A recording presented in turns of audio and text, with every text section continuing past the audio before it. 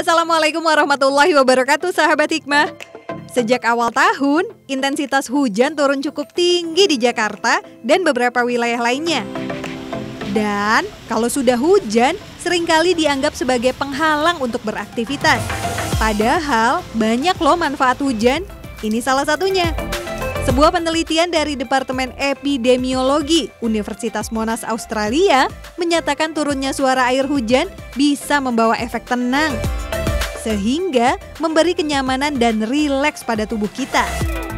Di Yogyakarta, air hujan telah digunakan sebagai terapi kesehatan. Ibunda Iskandar salah satunya. Beberapa tahun terakhir, wanita ini mengikuti terapi air hujan sebagai alternatif pengobatan tumor stadium 3 di kepalanya. Sifat alkali atau basa dari air hujan memiliki sifat detoksifikasi atau mengeluarkan racun dari dalam tubuh, serta meningkatkan fungsi pencernaan. Selain itu, alkali juga menyeimbangkan kandungan pH dalam darah, sehingga mengurangi kadar asam dari tubuh. Memang benar air hujan membawa polutan yang terbawa dari penguapan air limbah, juga polutan udara di mana rintik hujan turun. Namun, setelah hujan turun sekitar 20 menit, maka zat-zat polutan ini akan hilang dengan sendirinya. Jika berniat memanfaatkan air hujan di lingkungan yang bersih, tampung air hujan, lalu diamkan selama kurang lebih 1 jam, agar partikel di dalamnya bisa mengendap turun ke dalam wadah. Barulah air hujan bisa digunakan untuk berbagai keperluan. Jadi, masih mau menyalahkan hujan? Anak-anak saja suka main hujan-hujanan. Ya, hujan-hujanan selalu menyenangkan bagi anak-anak. Bersukaria dan bermain air yang langsung turun dari langit. Itu pula yang mendasari Zaskia Meka untuk membesarkan anak-anaknya bermain hujan. Jadi anak-anakku sekarang kalau lihat hujan ya emang mereka excited, mereka happy banget. Dan dengan main hujan, kadang-kadang mereka jadi punya kreativitas yang beda-beda. Kayak kemarin mereka punya main perosotan ini mungkin udah bosen gitu, karena kita udah lockdown 2 minggu, mainnya itu lagi. Tapi tadi pas hujan dia taruh perosotannya di bawah talang air, terus perosotannya jadi super licin, kan biasanya nggak licin gitu kan. Jadi lebih seru buat mereka mainnya. Lebih kreatif, mereka happy, mereka nggak bosen. Yang senang main hujan tuh Mas Hanung. Dia menggunakan anak-anak sebagai media, seolah-olah ayo anak-anak mau main hujan, padahal kayaknya sih dia yang mau main hujan karena dia yang paling semangat, dia yang narikin semua anak-anak main gitu kan. Kenapa tiap anak-anak main hujan kamu selalu ikutan? Karena aku suka air dan hujan deras itu sehat. Hujan memang berkah Allah Subhanahu wa Ta'ala yang baru turun dari langit, yang justru disikapi oleh Rasul Shallallahu Alaihi Wasallam dan para sahabatnya dengan sukacita, bahkan dengan berbasah ria, agar bisa merasakan langsung rasa keberkahan langit. Jika hujan, Abdullah bin Abbas berkata, "Wahai Ikrimah, keluarkan pelana, keluarkan ini, keluarkan itu, agar terkena hujan." Ibnu Rajab juga menyebutkan bahwa Ali bin Abi Thalib jika sedang hujan, ia keluar untuk hujan-hujanan. Jika hujan mengenai kepalanya yang gundul itu, dia mengusapkan ke seluruh kepala, wajah, dan badan. Kemudian berkata, keberkahan turun dari langit yang belum tersentuh tangan juga bejana. Abdul Abbas Al-Qurtubi juga menjelaskan, ini yang dilakukan Rasulullah Shallallahu Alaihi Wasallam untuk mencari keberkahan dengan hujan dan mencari obat. Karena Allah Ta'ala telah menamainya rahmat, diberkahi, suci, sebab kehidupan dan menjauhkan dari hukuman. Bahkan para ulama, Imam Al-Bukhari dalam kitab sahihnya, Imam Muslim dalam kitab sahihnya, Ibnu Abi Syaibah dalam kitab Musannafnya, Ibnu Hibban dalam kitab syahihnya, Al-Baihaqi dalam As-Sunan Al-Kubro, semuanya menuliskan bab khusus dalam kitab-kitab hadis mereka tentang anjuran hujan-hujanan. Assalamualaikum warahmatullahi wabarakatuh. Pengalaman bukan guru terbaik. Guru terbaik adalah belajar dari hikmah sejarah. Pagi ini saya sudah ada di kota Bogor, kota hujan di musim hujan. Tentu saja orang menjadi was-was setiap kali datang musim hujan karena dianggap menjadi momok bagi banjir dan banyak bencana, khususnya di ibu kota. Rasulullah SAW sedang berkhutbah pada hari Jumat. Tiba-tiba datang seorang Arab pegunungan mengadukan tentang negeri mereka karena kering, sudah lama tidak turun hujan. Rasulullah pun mendoakan dari atas mimbar itu. Begitu dirindukannya hujan bagi sebagian orang, sementara kita menghujatnya. Pernah juga dalam hadis dari Anas bin Malik, Rasulullah SAW ketika turun hujan tiba-tiba membuka bajunya. Sehingga para sahabat terkejut dan berkata, "Ya Rasulullah, kenapa kamu melakukan itu?" Nabi berkata, karena dia baru saja diciptakan oleh Allah Subhanahu wa taala. Artinya posisi hujan baru saja dekat dengan Allah Subhanahu wa taala lalu turun menjadi rahmat bagi kita. Sahabat hikmah, seberapa bahaya menghujat hujan dan bagaimana dia berdampak kepada akidah dan keberagamaan kita. Sahabat hikmah, hayo ngaku, siapa yang pernah kesal terhadap hujan? Rasanya pernah secara sadar atau tidak kita berucap hal-hal yang menyesali hujan. Yah, hujan. Kok hujan sih? Atau lebih parah lagi disebut pula bahwa hujanlah penyebab banjir. Atau sebaliknya, kurangnya curah hujanlah penyebab kebakaran hutan. Seolah-olah karena hujanlah semua rencana dan aktivitas kita terganggu. Astagfirullah, mudah-mudahan Allah Subhanahu wa taala mengampuni kehilafan kita.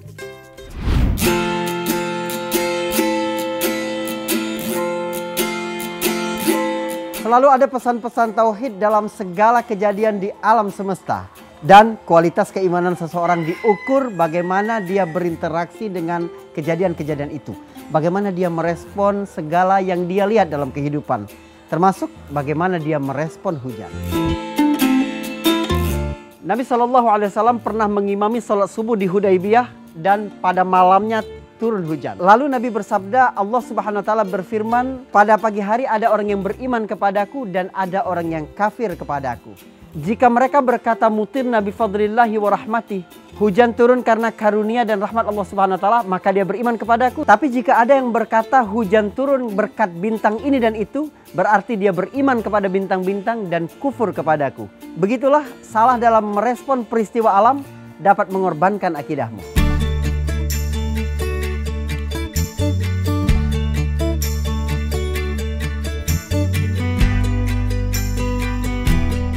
Masalah kedua ketika kita salah merespon hujan serta fenomena-fenomena alam lainnya adalah kufur nikmat. Ada banyak makhluk Allah Subhanahu wa taala yang mengharapkan curahan hujan seperti tanaman-tanaman ini atau hewan-hewan dan makhluk yang lain. Padahal itulah kita justru mengeluh dan kufur nikmat, tidak berterima kasih atas pemberian Allah yang maha baik itu.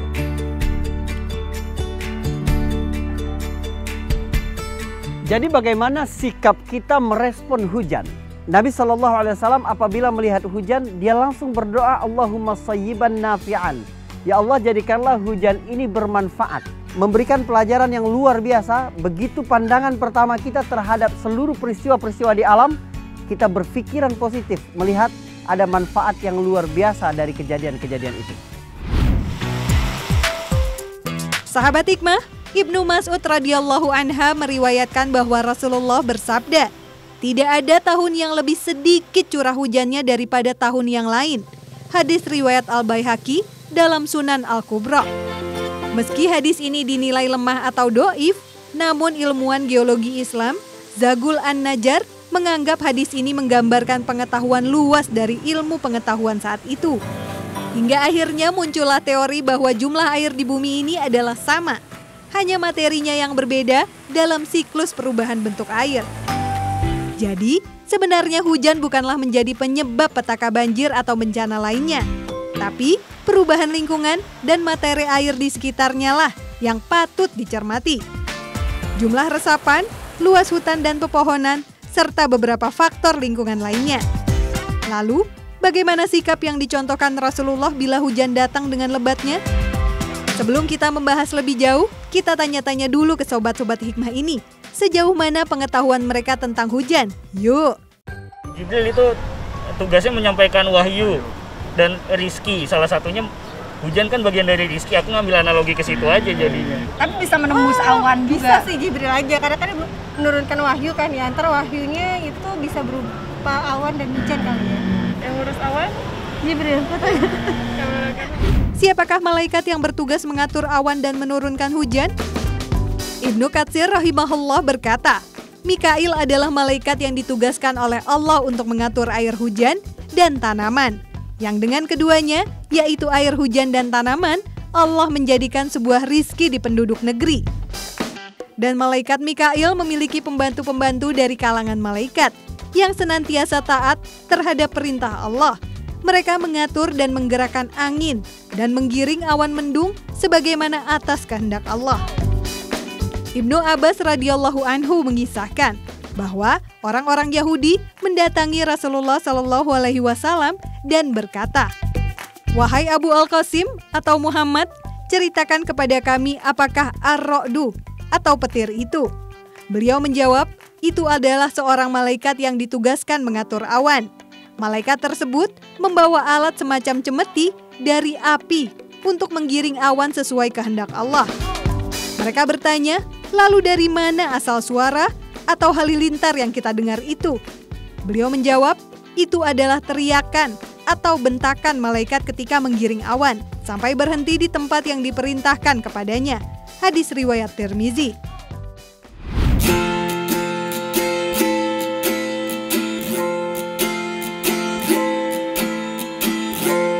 Jika hujan terlalu lebat, Rasulullah SAW berdoa, Allahumma hawalina wala alaina. Allahumma alal akam wal jibal wal dirab wa butunil audiyati wa manabitis syajar.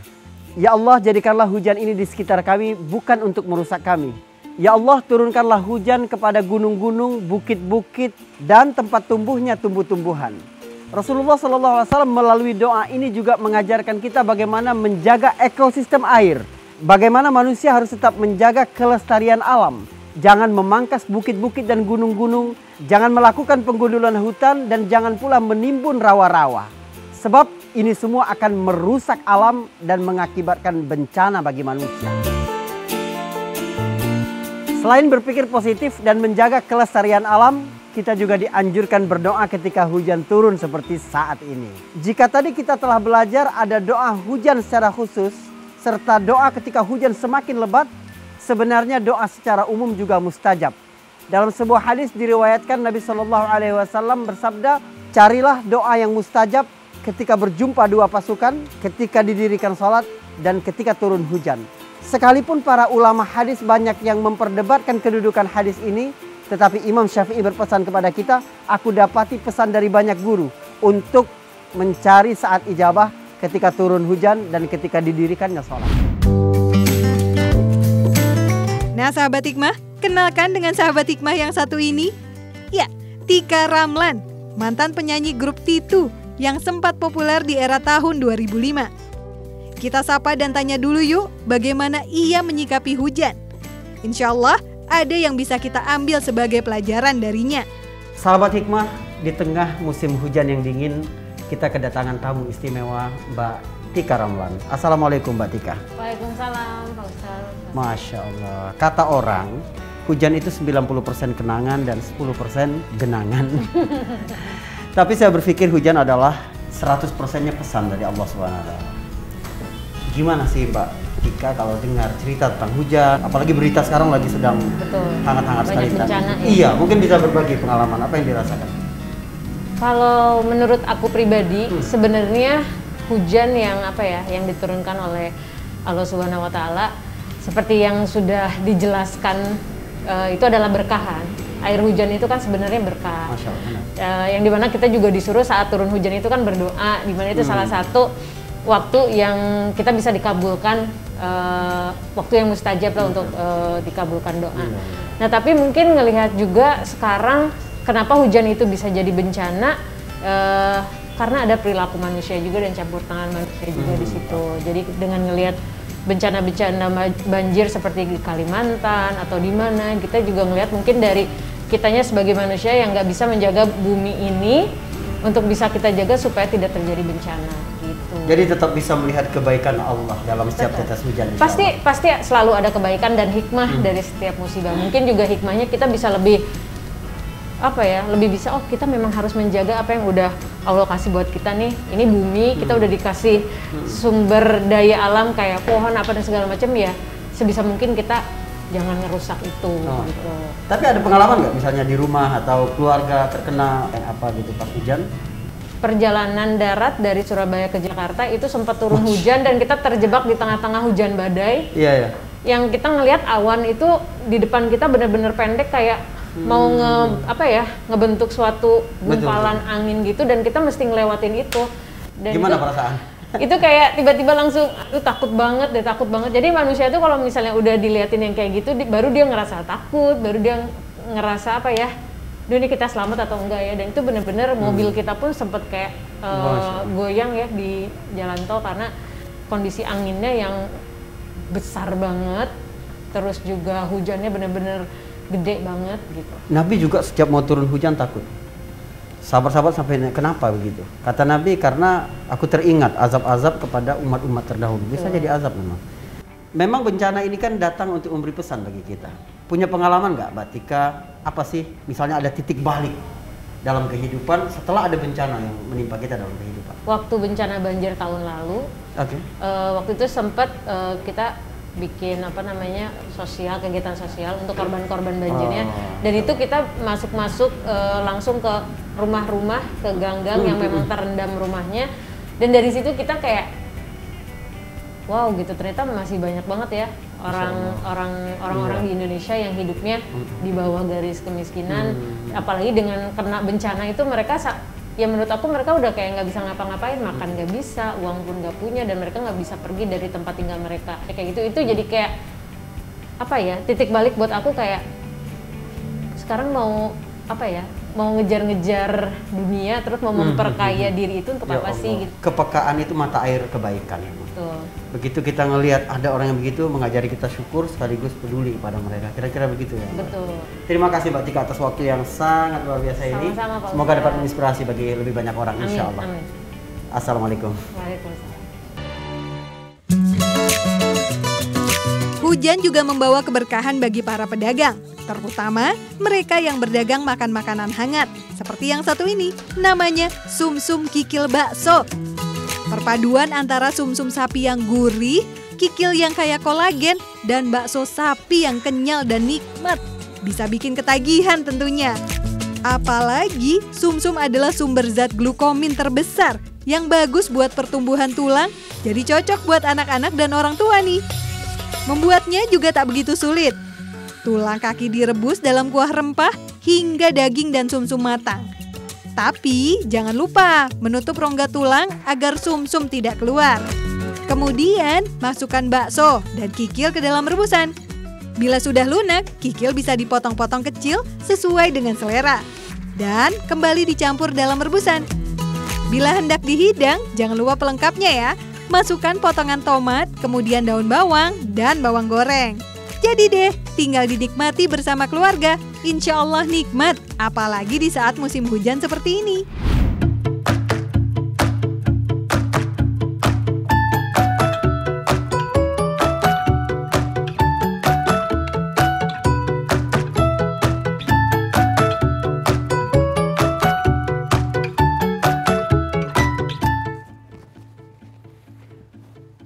Tentu saja tidak apa-apa berkreasi seperti ini dengan bahan-bahan apa yang kita dapati di semesta. Yang tidak boleh adalah merusak keseimbangan. Jika kita berbuat kerusakan di muka bumi, pasti Allah akan mengirimkan bencana karena bentuk kasih sayang Allah agar kita kembali ke jalan yang benar. Ketika terjadi bencana topan di Mesir, Fir'aun dan para pembesarnya menghadap Nabi Musa dan minta Nabi Musa berdoa kepada Allah. Dan mereka berjanji untuk beriman kepada Musa jika angin topan ini berhenti. Musa benar-benar berdoa sampai kemudian bencana itu berakhir. Tapi mereka kemudian mengingkarinya. Allah kirimkan bencana lain di mana terdapat hama belalang di mana-mana. Setelah itu mereka kembali mengingkari. Lalu Allah Subhanahu wa taala mengirimkan bermacam-macam bencana lainnya. Namun mereka tetap di atas kekufuran mereka. Begitulah manusia selalu lupa ketika diingatkan. Tetapi Allah dengan kasih sayangnya selalu mengingatkan kita.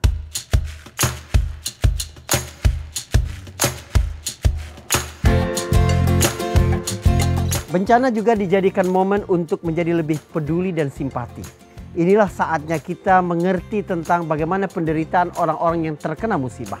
Dan berbagi akan mendatangkan keberkahan yang luar biasa, termasuk apapun yang datang dari Allah Subhanahu wa taala tidak mungkin menjadi bencana. Dalam sebuah hadis riwayat Bukhari, Nabi Shallallahu alaihi wasallam bercerita ada seorang laki-laki sedang berada di tengah Sahara. Tiba-tiba dia mendengar ada suara dari awan, siramlah kebun si fulan. Dia menjadi penasaran dan mengikuti kemana arah awan itu. Sampai kemudian awan mencurahkan hujannya. Jatuh di tanah bebatuan yang membuat aliran air. Diikuti terus kemana aliran air itu. Sampai dia menemui seorang laki-laki sedang menggarap kebunnya. Dia penasaran sekali dengan laki-laki itu dan bertanya siapa namanya. Laki-laki itu menjawab seperti nama yang disebutkan di awan tadi. Sang pemilik kebun bertanya kenapa dia bertanya nama itu. Akhirnya dia menceritakan bagaimana dia mendengar suara yang misterius dari awan. Agar awan menurunkan hujan untuk kebun dirinya. Lelaki itu jadi ingin tahu apa cerita di balik keajaiban cerita ini. Pemilik kebun itu menjawab, aku hanya menggunakan sepertiga untuk keperluan diriku dan keluargaku. Sepertiganya untuk ditanam kembali dan sepertiganya untuk fakir miskin. Allah Subhanahu wa taala tidak mungkin menyia-nyiakan kebaikan yang kita lakukan. Di tengah kumpulan bencana yang lebih sering terjadi, justru kepekaan sosial kita semakin diasah. Assalamualaikum warahmatullahi wabarakatuh.